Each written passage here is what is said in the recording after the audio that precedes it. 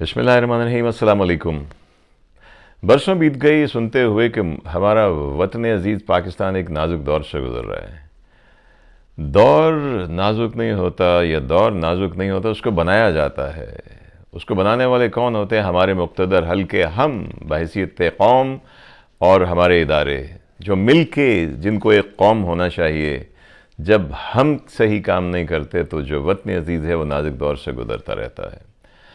20-22 बरस हमने दहशत गर्दी के हाथों बहुत जानें अपनी खोईं। हालात बेहतर हुए लेकिन कुछ अरसे से फिर वही दहशत गर्दी है। एक किताब उठाई, नुस्खा है वफा, तो फैज़ अहमद फैज़ की एक नज़्म पे नज़र पड़ी जो आज से 50 बरस पहले भी एप्लीकेबल थी और आज भी है।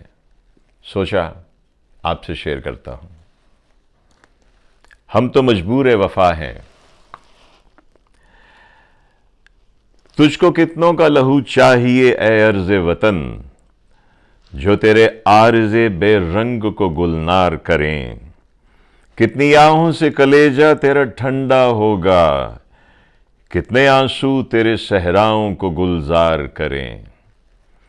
तेरे ऐवानों में पुरजे हुए पैमा कितने, कितने वादे जो ना आसूदाए इकरार हुए।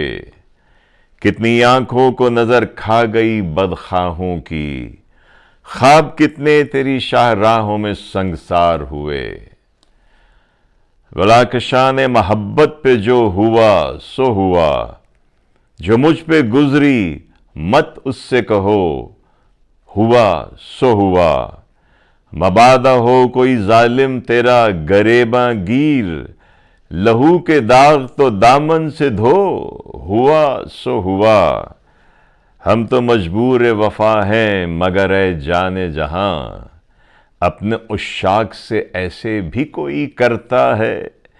तेरी महफिल को खुदा रखे अबद तक कायम, हम तो मेहमान हैं घड़ी भर के, हमारा क्या है।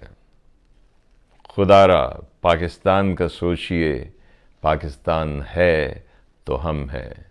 पाकिस्तान जिंदाबाद।